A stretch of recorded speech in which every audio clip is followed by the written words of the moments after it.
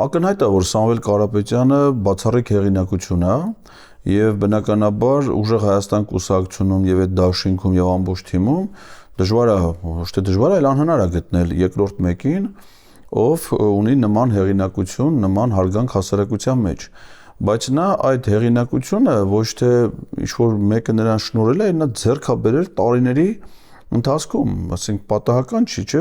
բոլորն էլ քաղաքական դաշտում ինչ առավել եւս երկար ժամանակ ծավալած գործիչներ կան, որոնց չի հաջողվել ունենալ այդ հարգանքը, սերը, հեղինակությունը, եւ եթե մարդը կարողացել է դա ձեռք բերել, դա պայմանավորված է իր անձնական հատկանիշներով, որը Սամվել Կարապետյանի պարագայում բացառիկ են, այսինքն մենք կարծում ենք, որ պետք է մեր ժողովրդի զավակներին արդարացի եւ ճիշտ գնահատենք, անկախ դրանից նրանք քաղաքականությամբ են զբաղվում, թե չէ։